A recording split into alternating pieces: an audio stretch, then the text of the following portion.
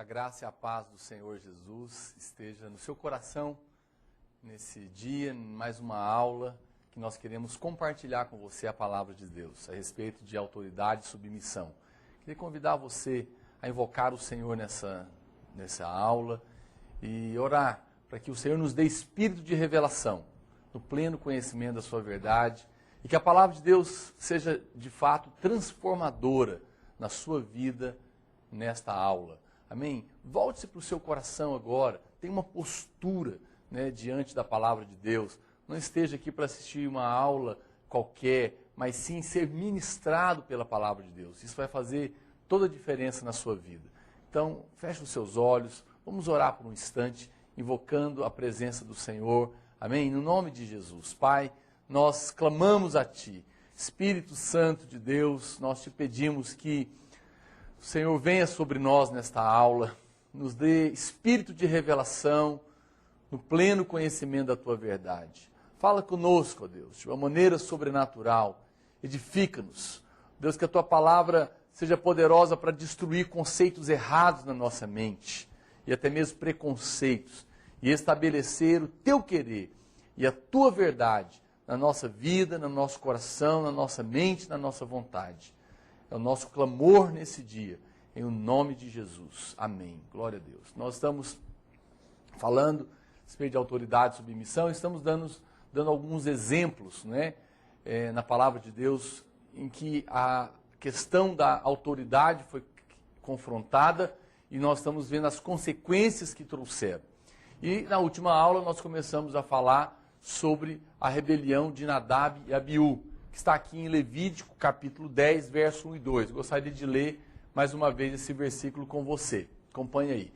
Nadab e Abiú, filhos de Arão, tomaram cada um seu incensário e puseram neles fogo, e sobre este incenso, e trouxeram fogo estranho perante a face do Senhor, o que lhes não ordenara. Então saiu fogo de diante do Senhor e os consumiu, e morreram perante o Senhor.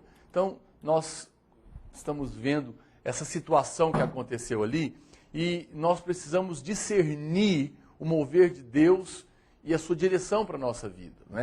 Como eu já falei, eu sei que parece estranho, mas o fato é que eles fizeram algo que não era a vontade de Deus, e que na obra de Deus o importante é que haja obediência àquilo que o Senhor está nos mostrando. Então eu queria te mostrar, nós queremos avaliar alguns pontos aqui hoje, e a primeira coisa que você tem que aprender com essa situação é que o trabalho deve ser uma coordenação, de autoridade. Não é algo que eu faço sozinho, por mim mesmo. Às vezes nós achamos que o importante é sair fazendo um monte de coisa para Deus, e não é.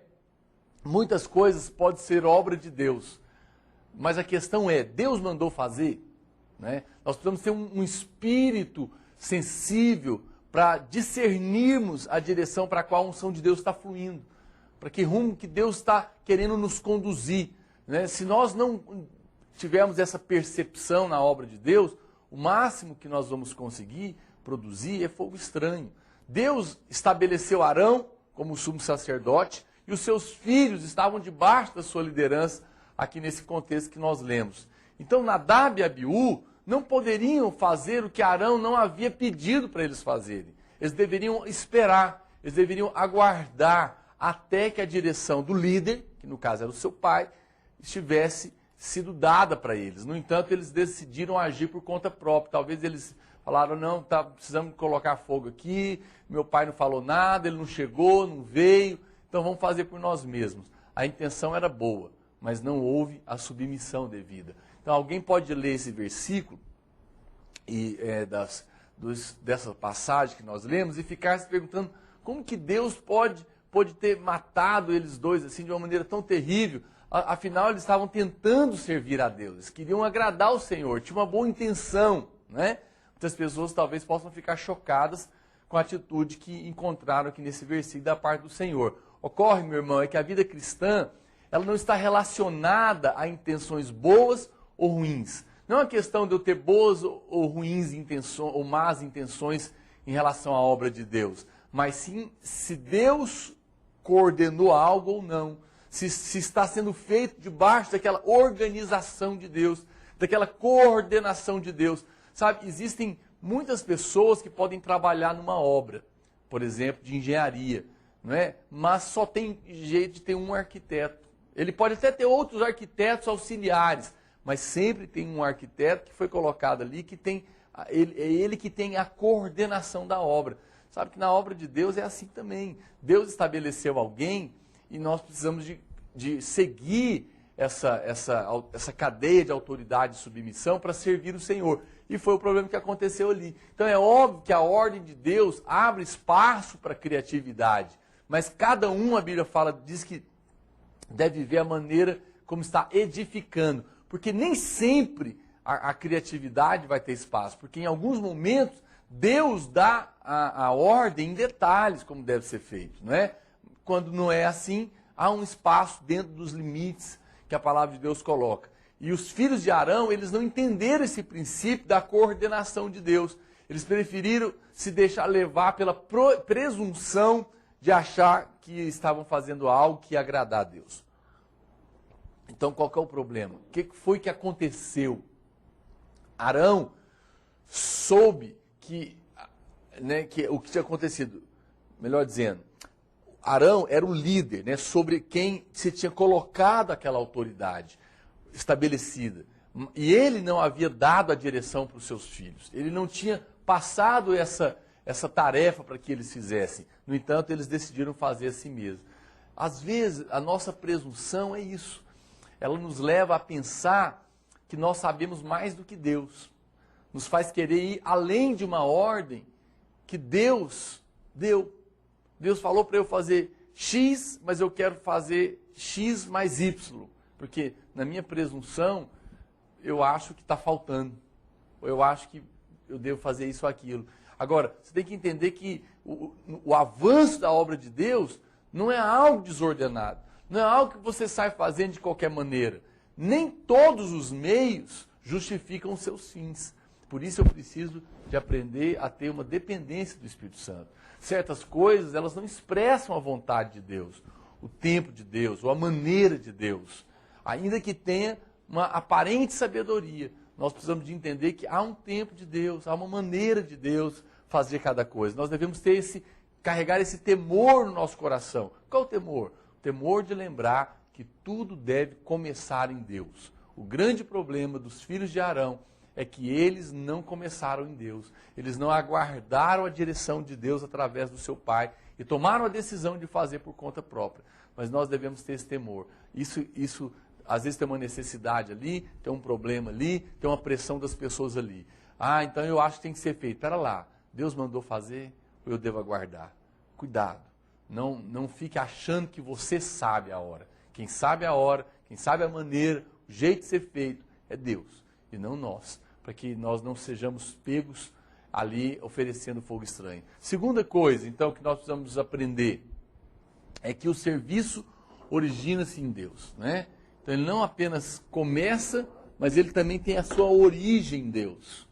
O princípio do fogo estranho sempre será o exercício de uma vontade contrária à vontade de Deus. Ou seja, se ele não nos chamou para sermos pastores, mas nós inventamos um jeito de ser, isso é fogo estranho. Então, você tem que entender que toda obra de Deus também tem que começar em Deus, e tem que se não só começar, não é? Startar ali aquele processo, mas ela tem que ter uma origem em Deus. Então, eu citei aqui esse exemplo. O que é mais espiritual? Ser pastor ou ser empresário? Depende. Depende daquilo que Deus te chamou para fazer. Se Deus te chamou para ser um pastor de tempo integral na obra, não invente ser outra coisa, porque você não vai ter o selo e o fluir de Deus na sua vida. Mas também, se Deus não tem um chamado para que você seja pastor de tempo integral ali na obra, também não invente de ser. Que não vai ter o fruto de Deus no seu ministério. Tudo por quê? Porque não foi originado em Deus. Quando nós fazemos algo em obediência a uma direção de Deus, então você vai ver poder e glória naquilo que você está fazendo. Seja na obra de Deus, seja lá no seu trabalho, seja na escola, porque tudo isso envolve a obra de Deus para você. Obra de Deus não é o que é feito dentro do prédio da igreja, ou simplesmente algo que nós chamamos de eclesiástico, mas é aquilo que Deus nos manda fazer, é aquilo que Deus nos chama para fazer. E lá onde Ele nos colocou, o poder e a glória de Deus vai se manifestar como um selo da obediência daquilo que Deus me chamou para fazer. O lugar da vitória, meu irmão, o lugar do sucesso, o lugar do vencedor, ele está sempre no centro do coração de Deus. Se você quer vitória, sucesso, se você quer frutos, se você quer segurança, quer proteção, sabe que esse lugar, o melhor lugar para se estar, é no centro da vontade de Deus para a sua vida. Esse é o lugar, né, onde o Senhor, de fato, tem para cada um de nós. Lá no mundo, quem se destaca é quem toma iniciativa, não é? É aquele que vai à frente, que vai resolvendo as coisas, que sai fazendo o que acha que deve ser feito. Mas no reino de Deus não funciona dessa maneira. No reino de Deus, quem se destaca é aquele que serve, é aquele que obedece. É esse que o Senhor está procurando. O engano nos leva a formular comparações, às vezes, entre ministérios. E nisso nós somos tentados a achar que as relações de grandeza e poder são estabelecidas por aquilo que é visível, por aquilo que é aparente. Mas não funciona assim. No reino de Deus, a aparência não tem valor algum. No reino de Deus, o que tem valor é obediência. O importante é isso. Maior sempre será aquele que ouve a voz de Deus e obedece a sua voz com alegria. Esse aqui é o maior. O maior é aquele que obedece, o maior é aquele que serve ao Senhor por obediência, e não aquele que sai fazendo um monte de coisa. E aqui vai um grande sinal. Talvez nesse momento você se pergunta então, nossa, será que eu estou fazendo a obra de Deus? Será que o que eu estou fazendo então é a vontade de Deus? Essa é uma pergunta justa e que você deve fazer nesse momento, porque isso é determinante na sua vida. Então eu vou te dar aqui uma dica, vou te dar aqui uma maneira de você avaliar. Né? Um dos grandes sinais que eu estou ou não fazendo a vontade de Deus é a satisfação e a vida. Satisfação e vida. Se quanto mais eu trabalho na obra de Deus, mais eu me sinto cansado, mais eu estou extenuado, isso pode ser uma evidência de fogo estranho na sua vida. Uma evidência de fogo estranho. A obra de Deus não destrói ninguém. A obra de Deus não gera estresse na vida de ninguém. A obra de Deus nunca pode ser um fardo. Até porque o fardo do Senhor é leve e é suave, diz a palavra de Deus. O fardo de Deus não é pesado. O fardo de Deus não oprime. Não é? Se é fardo, meu irmão, se liderar é fardo, se está servindo a Deus em alguma área aí na onde você congrega é peso, então é fogo estranho. Então você não está fazendo a vontade de Deus, você não está dentro daquilo que Deus colocou para você. Entende? Entende o que eu estou falando? Às vezes aquilo que você está fazendo é obra de Deus, mas Deus não mandou você fazer. Por isso está pesado. Então virou um fogo estranho na sua vida. Se tem causado angústia, então, meu irmão, é fogo estranho. Lembra lá daquela cena da sarça ardente diante de Moisés? Nós podemos ver ali algo muito precioso. A Bíblia fala que a sarça ela queimava, mas ela não era consumida, né? Ela queimava, mas não era consumida. Ou seja, Moisés não seria uma espécie de lenha alimentando o fogo de Deus. Por quê? Porque Deus não precisa do homem para existir. Deus usou, ele estava mostrando para Moisés o que ele queria fazer. Moisés, você é como essa sarça. Eu vou usar você apenas como uma base, mas você não vai ser o combustível para sustentar o fogo. Por isso que o fogo ardia, mas a sarça não se consumia. A obra de Deus é assim. A glória de Deus vem sobre nós, vem através da sua vida, vem sobre o homem. Mas ela não usa o homem para se sustentar. Ela não consome o homem, ela não destrói a vida de ninguém. A única coisa que pode nos consumir na obra de Deus chama-se fogo estranho. Porque o fogo estranho, aí sim ele precisa de você para se sustentar. Porque ele é da carne. Ele queima a carne para se sustentar. Mas o fogo de Deus não. A obra de Deus não tem isso. Nós precisamos de ter a obra de Deus na nossa vida. Quantas vezes eu tenho visto irmãos que às vezes estão estressados, estão até em depressão, e dizem que é por causa da obra de Deus. Eu te garanto, não é por causa da obra de Deus. Porque o que estavam fazendo não era a obra de Deus. Era fogo estranho, era obra fruto do braço do homem. Então, se existe algum fogo que está me consumindo, eu devo orar. Porque alguma coisa errada está na minha vida. Quando foi o que aconteceu lá com Nadab e Abiú. Quando o trabalho é de Deus, nós na verdade nos sentimos alimentados, assim como Jesus com a mulher samaritana lá em João 4. Lá em João capítulo 4, a Bíblia fala que os discípulos chegaram com a comida e Jesus falou, não, eu tenho uma outra comida para comer que vocês não conheceram. Ou seja, pera lá, vocês chegaram com a comida, mas eu já estou satisfeito, porque eu comi outra comida. E ele disse, porque a minha comida, a minha bebida é fazer a vontade do meu Pai. Quando você faz a vontade de Deus, você sente-se alimentado, você sente bem, você sente com alegria, com prazer, com vigor. Sabe, o nosso corpo físico pode até cansar, mas por dentro você está em paz, você está com alegria, você está com regozijo, você se sente suprido, porque é isso que a obra de Deus produz. E é por isso que quem está fazendo a obra de Deus quer se envolver cada vez mais, mas quem está fazendo obra na força do seu braço está destruído. Meu irmão, nesse dia, nessa aula, se esse é o seu caso, se você tem estado aqui conosco e você tem se sentido abatido, angustiado, estressado, né? Se você acha que a obra de Deus tem, sabe, destruído você, e você tem até pensado em sair de algumas coisas, eu quero te dar um conselho em Deus, né? Pare para orar, vai avaliar diante do Senhor se o que você está fazendo é de fato a vontade de Deus, ou se é fogo estranho, né? Com certeza Deus tem algo para a sua vida, mas você deve procurar conhecer essa vontade do Senhor, lembrando que quando você está fazendo a vontade de Deus, você tem prazer e tem alegria. Se nós quisermos saber se estamos fazendo a coisa certa, basta avaliarmos o nosso grau de satisfação, de prazer e de realização. Você vai saber se isso é obra de Deus ou não. Terceira coisa que nós precisamos de avaliar é que você tem que saber é que o fogo estranho, ele produz morte na sua vida. Fogo estranho produz morte. Isso é coisa séria. A consequência imediata da rebeldia é a morte. Qualquer que serve a Deus sem discernir a autoridade está oferecendo fogo estranho. E o resultado sempre será morte. Esse é o resultado final do fogo estranho. No mundo espiritual, você tem que entender uma coisa: nada é neutro, né?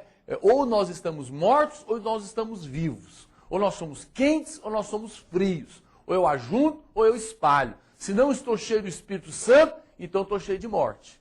Isso é muito sério. Interessante que eu me lembro de uma ocasião, eu estava de férias, por isso é que eu falo que o mundo espiritual é algo tão sério e nós devemos tomar muito cuidado de saber que não há nada neutro. Eu estava de férias com a minha família na época e era domingo, eu não conhecia ninguém na cidade onde eu estava, mas resolvemos ir numa reunião de uma igreja que tinha lá perto. E eu digo eu digo com tristeza e pesar isso, mas irmãos, misericórdia, eu saí da reunião, eu tive que orar, porque eu estava angustiado, estava cheio de morte lá.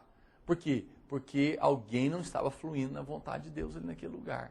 E em vez de eu receber vida, eu recebi morte. Por isso, muito cuidado aonde você frequenta, muito cuidado no que você assiste, a que você se expõe, porque no mundo espiritual não tem meio termo, ou é vida ou é morte. Na obra de Deus é assim, por isso nós devemos sempre ter o temor de estarmos fazendo a obra de Deus, a vontade de Deus. Queria ir agora para o segundo caso. O segundo caso que nós vamos ver é a rebelião de Arão e Miriam. Eles se rebelaram contra Moisés, né? Esse fato está aqui em Números capítulo 12, versículo 1 até o 15. E a primeira coisa que eu tenho que perceber nessa situação aqui é que a autoridade ela é dada por escolha de Deus. Não é o homem que escolhe quem vai ser autoridade ou não. Nós geralmente queremos escolher a pessoa que vai estar liderando sobre nós. Mas as coisas não são dessa maneira. Nós não escolhemos nossos pais. Foi Deus quem escolheu. Ou seja, foi Deus quem escolheu Moisés. Ninguém escolhe o pai que tem, não é? Ninguém escolhe, na verdade, se você for seguir a vontade de Deus, você também não escolhe quem é o líder que vai estar com você, o pastor que Deus colocou. Você foi salvo naquele lugar, Deus escolheu aquele pastor para estar sobre você, não foi você que pediu. Então veja, no ponto de vista natural, era Moisés que devia se submeter aos seus irmãos, porque eles eram mais velhos do que Moisés, né? Ele era mais novo. Então, ele era o mais novo, mas na obra de Deus, no entanto, Deus estabeleceu ele como cabeça. Agora, houve um problema, né? Depois vocês podem ler na história lá, se você não está lembrando. O que aconteceu? Moisés arrumou uma moça, uma namorada etíope, que não era da linhagem, né? Que não era do povo de Israel, que Deus não aprovava. Moisés estava errado. É como se hoje ele fosse um pastor solteiro e agora estava se relacionando com uma pessoa ímpia. Olha que escândalo, coisa terrível, né? E aquela mulher não era crente. Então, era correto que os seus irmãos, Miriam e Arão, tratassem, não é, da questão no âmbito familiar. Poderiam ter chegado, conversado com Moisés, ali na família deles, dentro de casa, sendo irmãos mais velhos. Mas qual que é o problema? Eles não quiseram resolver a situação nos limites do ambiente familiar, mas resolveram ir além, resolveram reivindicar uma autoridade no meio do povo de Deus que não tinha sido delegado para eles. Então talvez eles disseram, espera lá, quem Moisés pensa que é? Ele pensa que Deus fala só com ele? Né? O que esse pastor está achando da vida? Ele comete todos esses erros e agora ele vem querer dar direção para mim? Espera aí, aqui tem profeta também, eu também sou homem de Deus. Sabe, foi mais ou menos esse tipo de postura que eles tiveram e que às vezes nós acabamos tendo também. Talvez você não fala, mas talvez isso passe dentro do seu coração. Então é preciso ter muito cuidado diante desses pensamentos. Porque foi isso que aconteceu com Miriam e Arão. Moisés estava de fato errado, mas os seus irmãos trataram da situação de uma maneira errada. Eles não souberam fazer a separação entre o papel da autoridade e o erro da autoridade. Eles não conseguiram compreender que havia uma diferença. E a segunda coisa, então, que nós vimos, primeiro é que você vai perceber que, embora Moisés era mais novo, foi Deus que colocou ele lá. Então, quem estabelece a autoridade é Deus. Não somos nós. Agora, uma vez que Deus estabeleceu, precisa tratar da maneira devida. Porque, caso contrário, vai se tornar uma rebelião. E aí nós vamos ter consequências, mais consequências. Nesse caso, qual foi a consequência? A primeira consequência que nós vimos é que a rebelião, a rebeldia, produziu o quê? Produziu lepra. A Bíblia fala que Miriam ficou leprosa. Miriam recebeu na sua carne as consequências do seu erro. Miriam ficou leprosa. E o que é a consequência disso? É que a lepra produz afastamento e perda da comunhão. Deixa eu voltar aqui para o meu...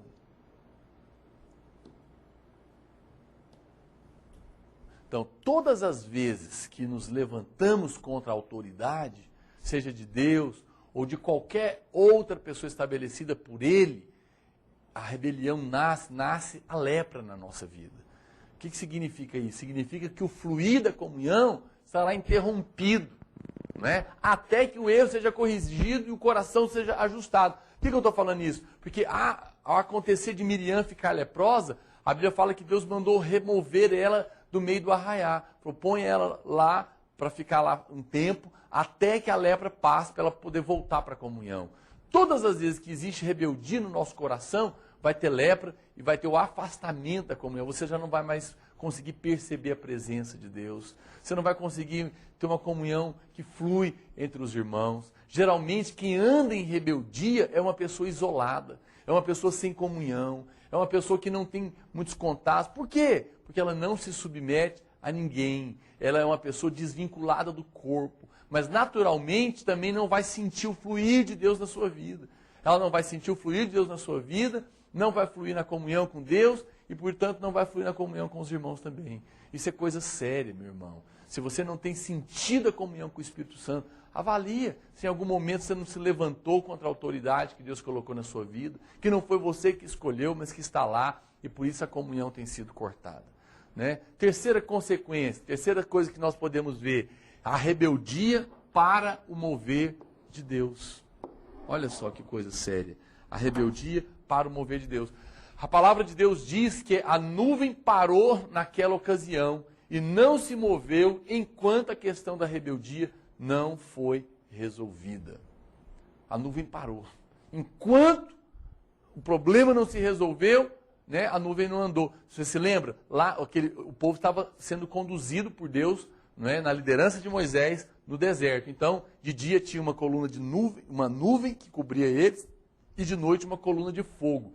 Se a nuvem andava, eles andavam. Se ela parava, eles paravam. Mas, e provavelmente aqui ela estava andando, porque na hora que aconteceu a rebeldia e Miriam ficou leprosa, a nuvem parou.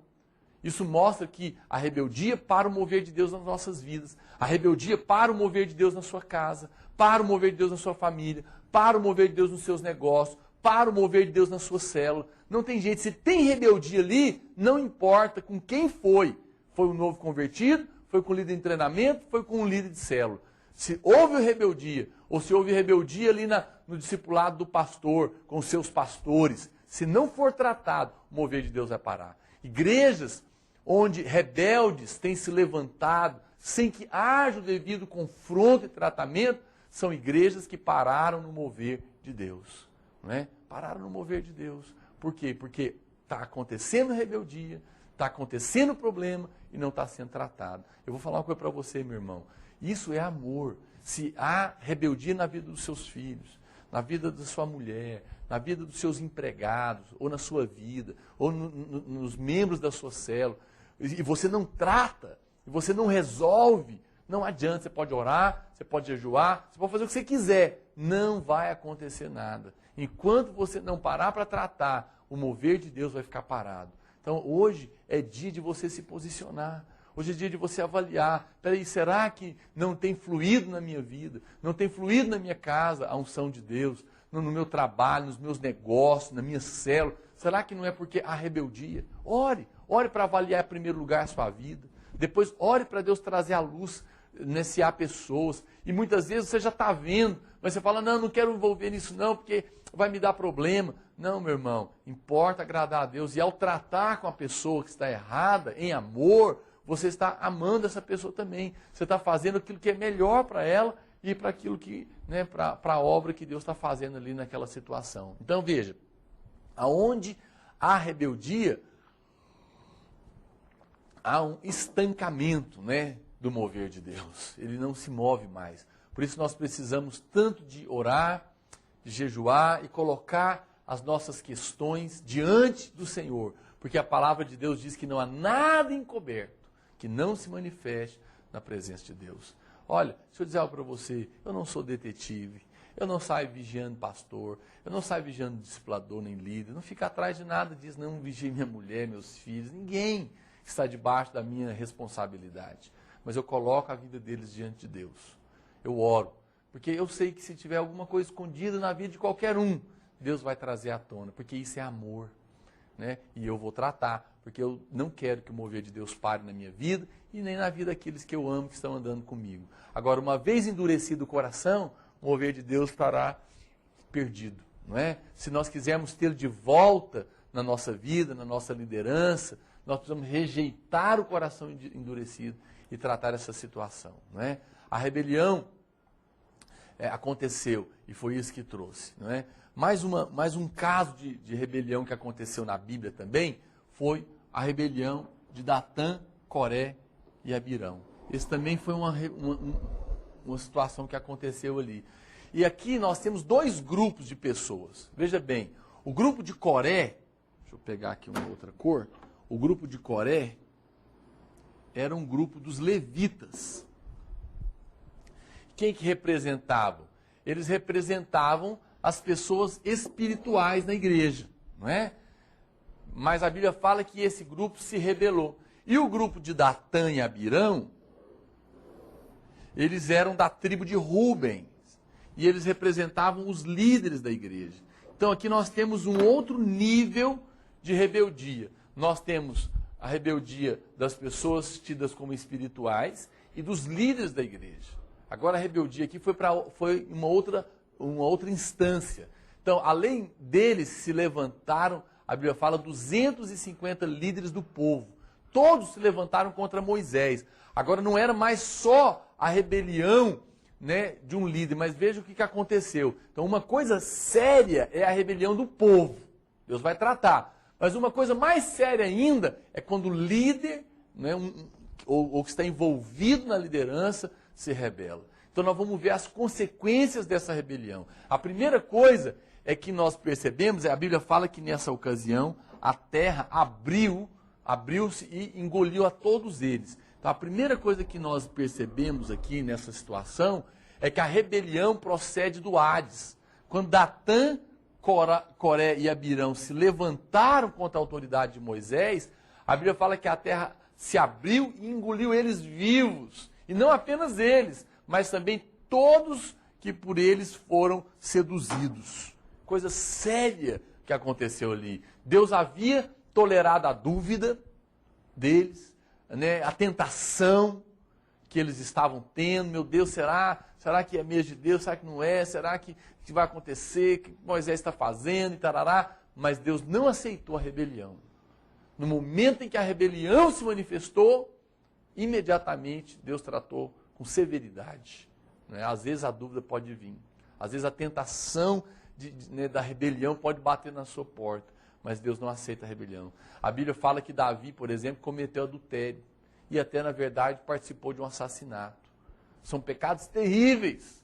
Mas sabe de uma coisa? Deus esperou 9 meses, 8 a 9 meses, até tratar com Davi aquela questão. Mas quando você olha a rebelião, Deus não deixa passar um minuto. O caso é tratado na hora.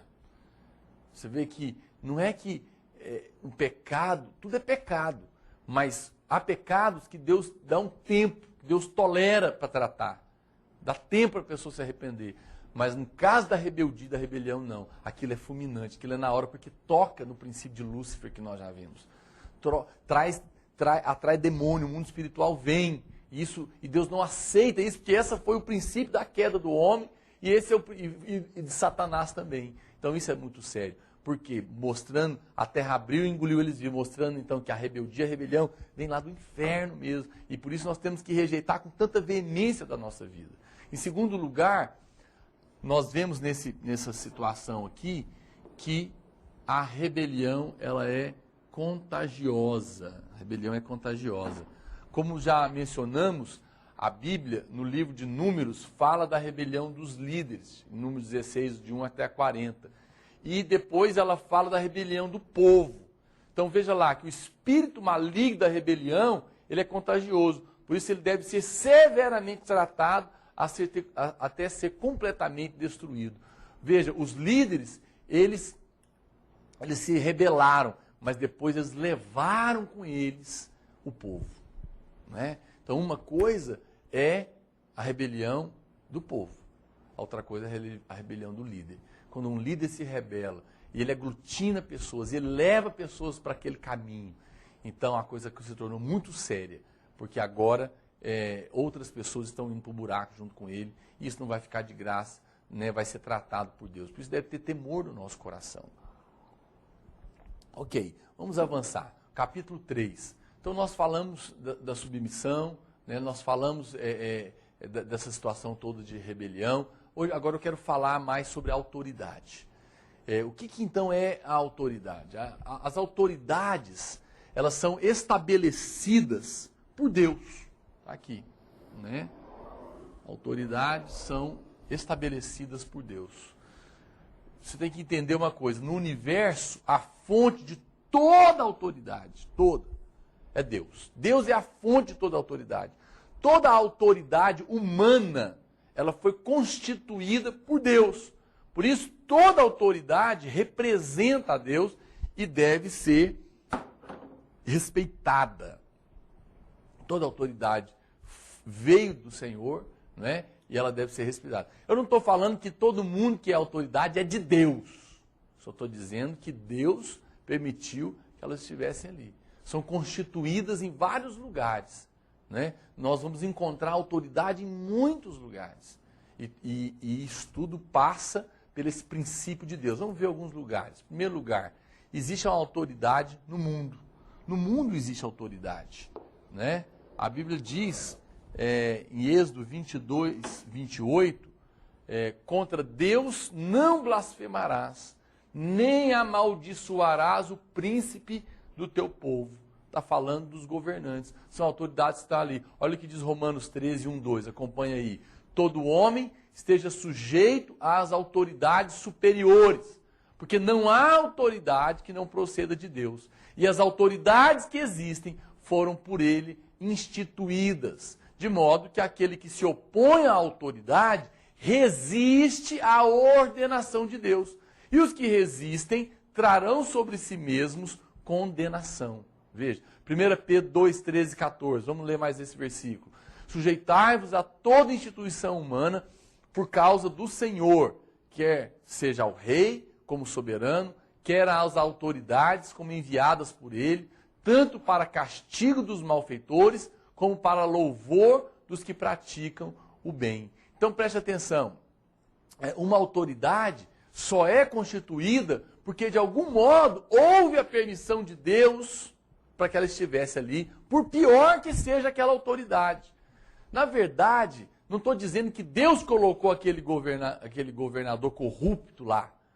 Eu não estou dizendo que aquele político corrupto é de Deus. Mas o importante é você entender o seguinte, uma vez que ele está lá, seja porque o povo elegeu ele, e o povo tem, às vezes, os políticos que merecem, né, que nada mais do que é reflexo do que é a própria sociedade corrompida, mas de alguma maneira ele está ali. E se ele está numa posição de autoridade, então agora ele está representando a Deus. Deus vai tratar? Lógico que vai, duramente, severamente, mas também nós devemos ter cuidado ao falar mal. Eu não estou dizendo de concordar com o erro, eu não estou dizendo de apoiar a corrupção ou de não denunciar a corrupção, mas eu tenho que lidar sabendo que é uma autoridade que está estabelecida ali. Então não existe essa coisa de que eu me submeto somente a Deus. Por quê? Porque quem não submete ao homem que vê, jamais vai submeter a Deus que você não vê.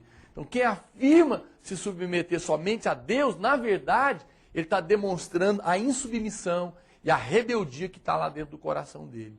Uma pessoa que não se submete ao homem, né, como eu falei, ele também não vai submeter a Deus.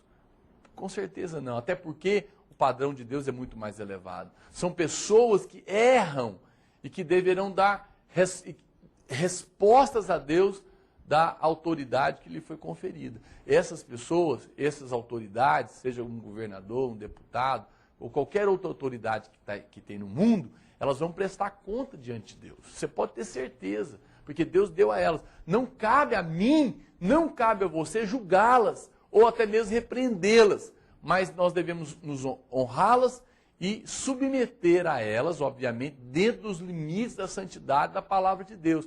Então, o fato de um governador, um prefeito, um deputado, um senador estar cometendo erros, não me dá o direito de me levantar para sair esparramando, né, os problemas dele. Não, Deus vai tratar, eu vou ter a minha oportunidade nas eleições de removê-lo dali, né, porque é assim que está a própria organização, a própria legislação do país estabeleceu assim, mas no que tange, nem por isso eu vou deixar de respeitar a autoridade dele ou querer confrontá-lo ali em público ou coisa desse tipo. Se eu rejeito, eu automaticamente estou rejeitando aquele que o colocou ali, né, ou naquele princípio que é Deus. Então, é uma linha fina, nós precisamos de ter cuidado com isso. Né? Volto a dizer, não concordo, não apoio o erro, muito menos a corrupção. Deus que me livre do negócio desse. Né? E uso o meu direito de cidadão, do meu voto, para remover esse tipo de gente ali. Mas ao estar ali, eu também não sou eu que vou ficar aí ajudando o diabo a propagar e a falar mal disso, não. Me entenda, tenha sabedoria. O jornalismo está aí para denunciar mesmo, para falar, mas tudo tem que ser feito sabendo que nós estamos lidando com a autoridade. O segundo lugar que nós encontramos a autoridade é na vida da igreja. Na vida da igreja, nós também vamos encontrar autoridade. Vamos ler na Bíblia, 1 Tessalonicenses, capítulo 5, verso 12 e 13. Olha o que está escrito. Agora vos rogamos, irmãos, que acateis com apreço os que trabalham entre vós e os que vos presidem no Senhor, e vos admoestam, e que os tenhais com amor em máxima consideração por causa do trabalho que realizam. Vivei em paz uns com os outros.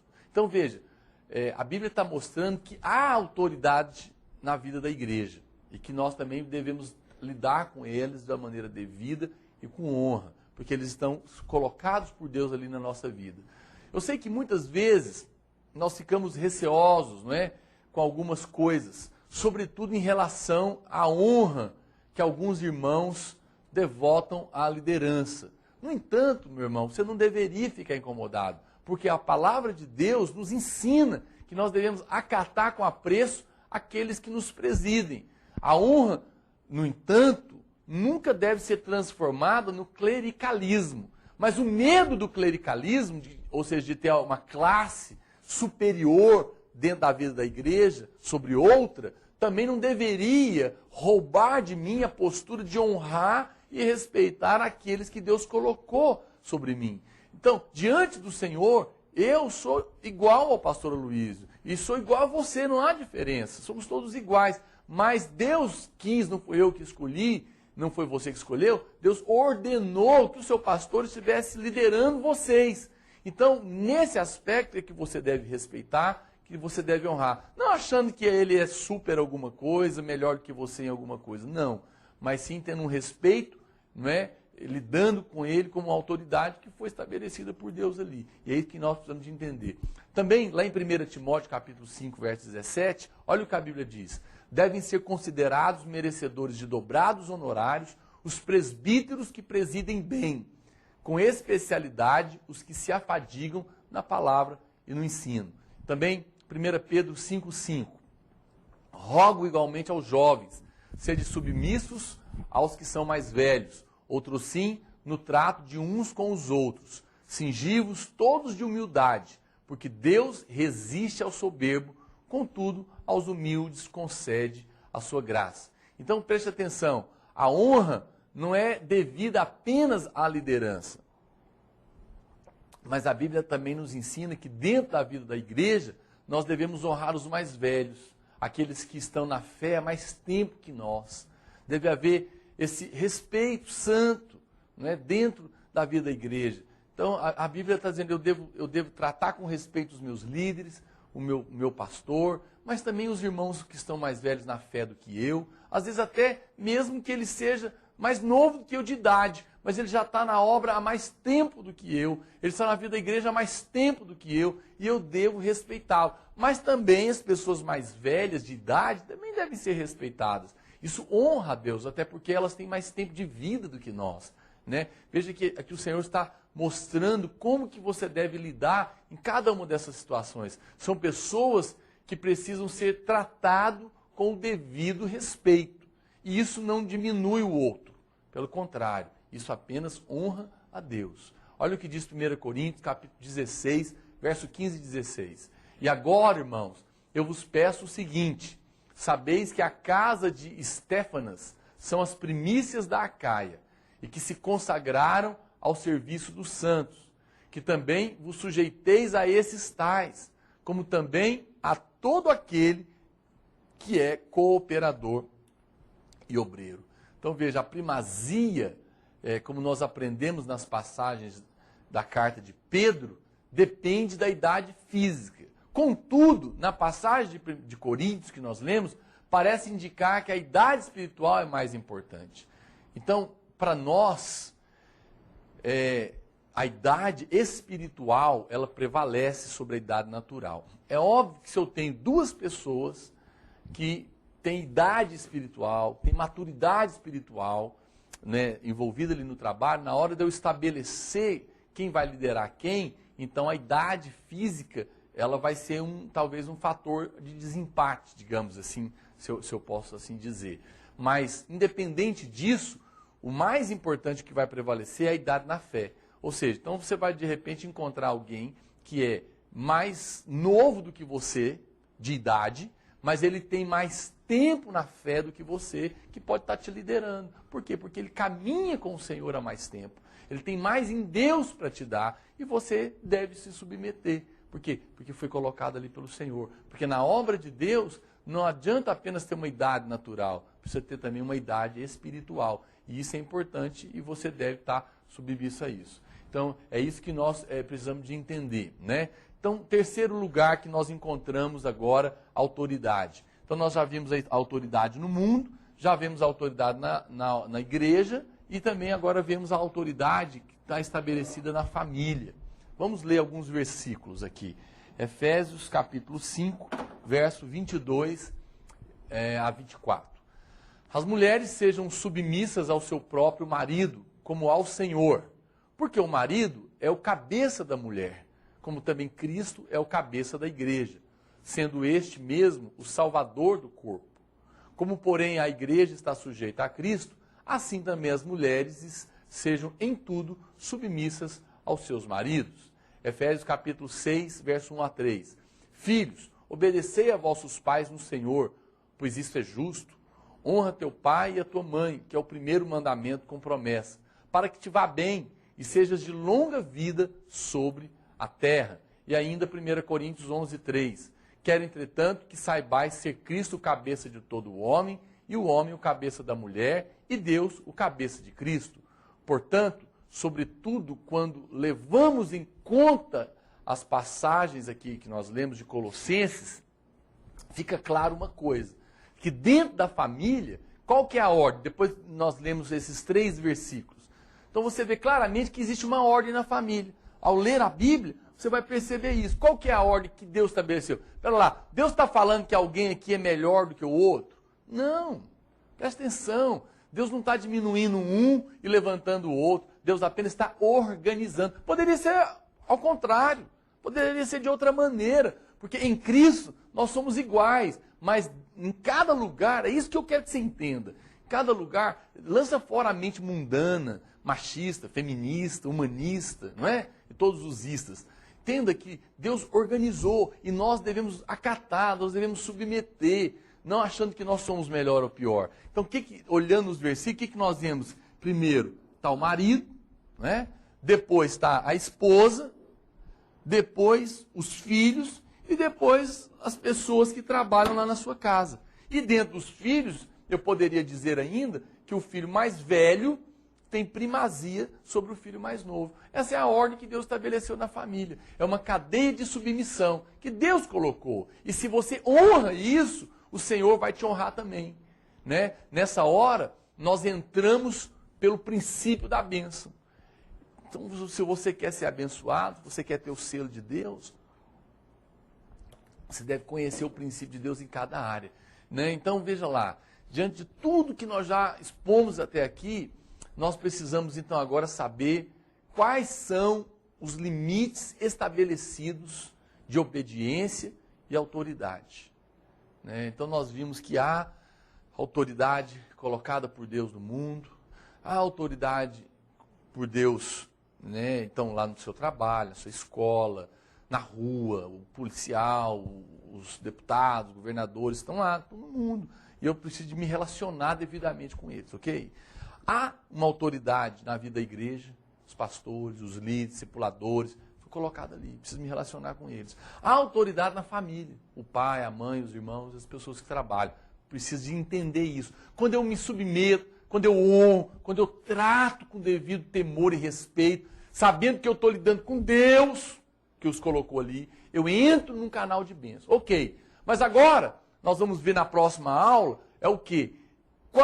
Como que fica a relação de submissão?